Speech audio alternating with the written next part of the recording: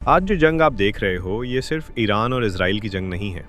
ये सिर्फ मिसाइलों और हथियारों की जंग नहीं है, बल्कि ये एक ऐसी जंग है जिसकी जड़ें तारीख, मज़हब, अक़ीदा और आखिरत तक जाती हैं। बहुत से लोग पूछते हैं कि इजराइल और ईरान आपस में दुश्मन क्यों हैं, ये लड़ाई क्यों हो रही है और क्या इसका ताल्लुक़ आखिरी ज़माने से है। इजराइल एक यहूदी रियासत है जो फ़िलिस्तीन की ज़मीन पर बनी और मुसलमानों का पहला क़िबला बैतुल मुक़द्दस भी वहीं है।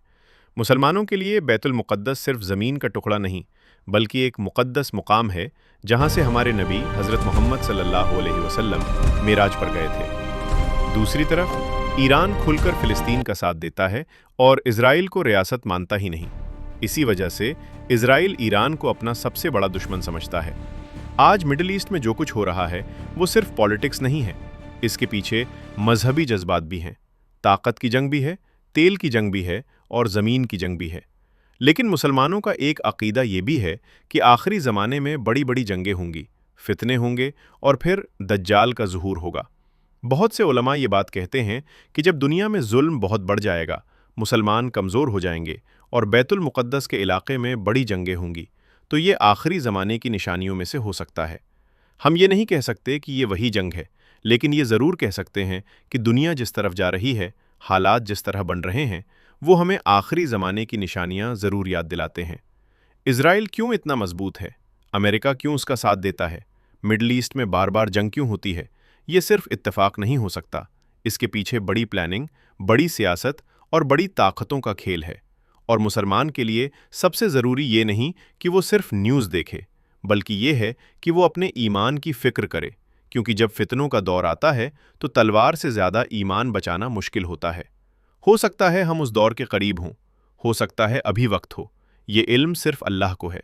लेकिन एक बात पक्की है, जुल्म हमेशा नहीं चलता, ताकत हमेशा नहीं रहती, और तारीख गवाह है कि बड़ी बड़ी ताकतें भी मिट्टी में मिल गईं। इसलिए इन जंगों को सिर्फ जंग समझकर मत देखो, इनको इबरत समझो, इनको निशानी समझो और अपने आप को तैयार करो, क्योंकि मुसलमान की असली ताकत मिसाइल नहीं, उसका ईमान होता है। और जब तक मुसलमान अपना ईमान, अपना किरदार, अपनी एकता ठीक नहीं करेगा, तब तक हालात नहीं बदलेंगे। अल्लाह हम सबको फितनों के दौर में ईमान पर कायम रखे और हमें हक़ को पहचानने और उस पर चलने की तौफीक अता फरमाए। अगर आप दज्जाल, इमाम मेहदी और हज़रत ईसा अलैहिस्सलाम की आखिरी जंग के बारे में तफसील से जानना चाहते हो, तो मैंने इस मौजू पर पूरी वीडियो पहले ही बना रखी है। उस वीडियो में मैंने बताया है कि इमाम मेहदी कौन होंगे, कब ज़ुहूर होगा, दज्जाल कब आएगा और हज़रत ईसा अलैहिस्सलाम किस तरह दज्जाल को कत्ल करेंगे।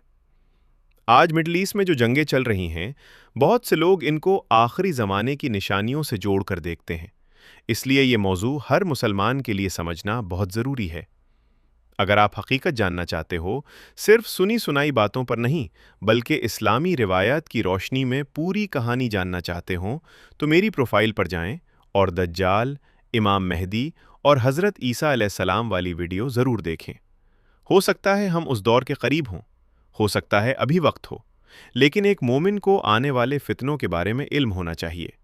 इसलिए अगर आप आखिरी ज़माने की निशानियों, दज्जाल के फितने और इमाम मेहदी के ज़ुहूर के बारे में पूरी तफसील जानना चाहते हैं, तो मेरी वो वीडियो ज़रूर देखें, क्योंकि वो मौजू सिर्फ कहानी नहीं, बल्कि हर मुसलमान के ईमान का मौजू है।